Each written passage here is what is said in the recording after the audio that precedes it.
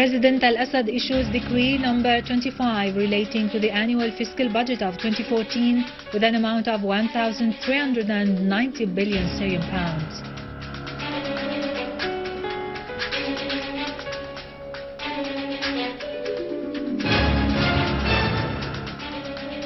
The Foreign Ministry stresses that the U.S. intention to hold talks with the Islamic Front reveals its failure to form an opposition delegation to Geneva conference.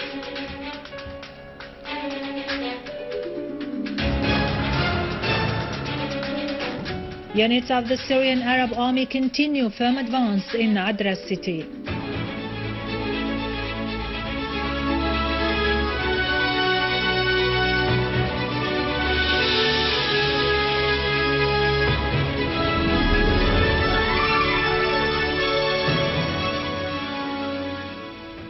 Good afternoon, ladies and gentlemen, and welcome to our news for today.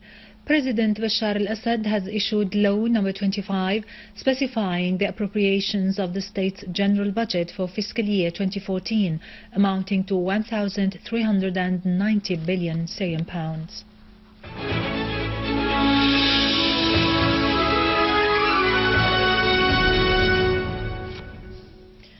The Foreign and Expatriates Ministry spokesman has expressed the ministry's astonishment at the statements made by the American Secretary of State and the American State Department's spokeswoman recently about the U.S. intention to hold talks with the Islamic Front organization to discuss the American alleged non-lethal assistance and encourage it to participate in the Geneva conference to ensure a wide representation of what the spokeswoman called the Syrian opposition. The Foreign Ministry spokesman affirmed that this stand confirms the U.S. failure to form a delegation that represents all the opposition factions to attend the Geneva conference.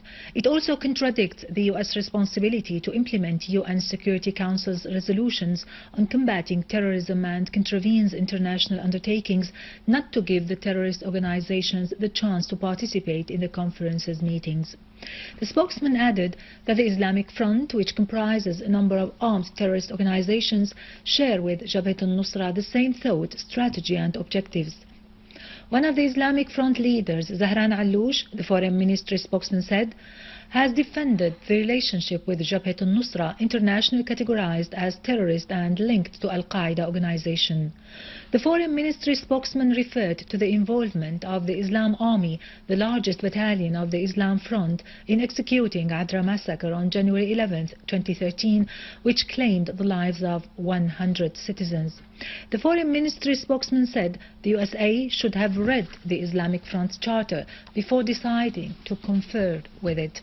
Affirmed that the Syrian Arab Republic, that has expressed readiness to take part in the Geneva conference, finds no legal or ethical justification for the participation of such terrorist organizations in the conference, which should place the question of combating terrorism on the top of its agenda, instead of allowing those terrorists who seek to implement their extremist takfiri agendas to attend the conference.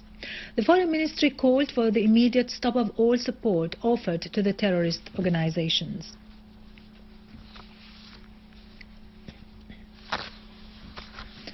Russian Foreign Minister Sergei Lavrov has expressed his country's satisfaction over the positive progress between Syria and Iran.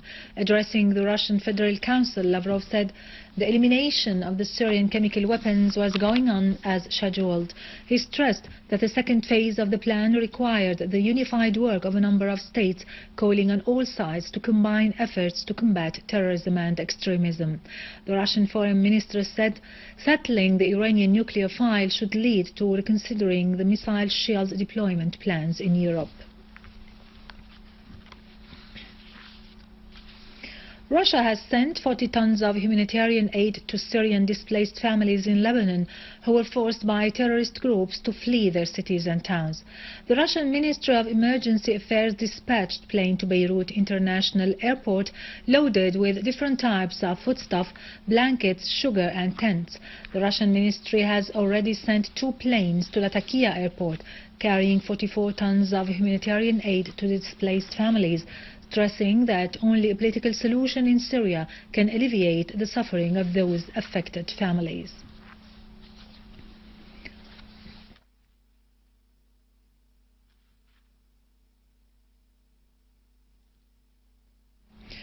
During a telephone call with Iranian Foreign Minister Mohammad Jawad Zarif, UN Secretary General Ban Ki-moon has underlined the need of Iran's participation in the Geneva II International Conference on the Syrian crisis to be held next month. Zarif said the UN Secretary General had affirmed to him that Iran's presence in Geneva II was necessary for Syria's future.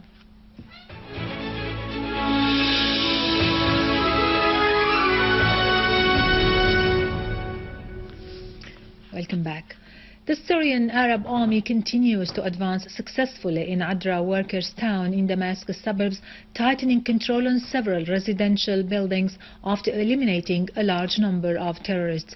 The news correspondent's camera has accompanied the Syrian Arab Army troops, who advanced very carefully to preserve the lives of hundreds of civilians who are held by the armed groups in order to be used as human shields.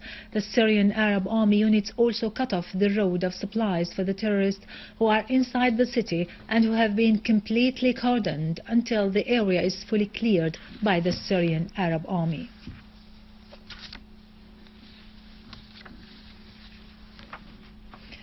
A terrorist attack which took place on Al-Kiswe Al-Harjille road in Damascus Countryside wounded 6 civilians, including a child and 3 women.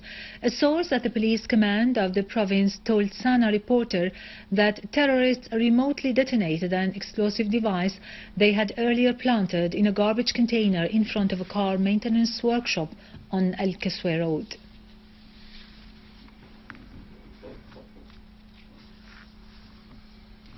In Daraa, units of the Syrian Arab Army targeted terrorist gangs in Al-Kirik and Al-Khalil Mosque in Dar al-Balad, killing and wounding scores of gunmen.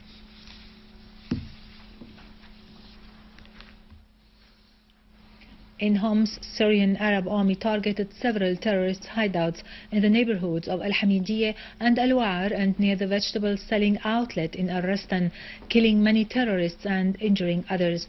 Syrian Arab Army units also destroyed the terrorist hideouts, eliminating all terrorists and their weapons and ammunition inside in the village of Al-Lubidiya in the eastern countryside of Homs. In Idlib countryside, Syrian Arab Army killed a number of terrorists in the villages and towns of Kafar Najd, Harish, Msaybin, Sarja, Taftanaz and Binnish, as well as in the vicinity of the town of Benin. Syrian TV correspondent said that Syrian Arab Army destroyed vehicles equipped with machine guns in Taftanaz and Binnish and east of Sarja, as well as south of Termila, killing the terrorists who were inside, including the Saudi terrorist Farhan Uthman, the Kuwaiti Muhammad al-Ubaidi, and the Moroccan Musa Naddaf Tabish, and several others. Finally, in Aleppo, Syrian Arab Army units targeted several terrorist gatherings, killing many terrorists and injuring others in Aleppo citadel, Tal al-Ghali, and to the north of Al-Nayrab airport, as well as in Bustan al-Basha, Al-Mansoura, the old city of Aleppo, Salah ad-Din, Al-Sukkari, and Al-Ansari. Syrian Arab Army also destroyed many vehicles, killing all terrorists inside at Al-Jundul roundabout and in the vicinity of Minnag airport, as well as in Der Hafer, Kafar Da'il, Al-Naqarin, and in several other areas of Aleppo countryside.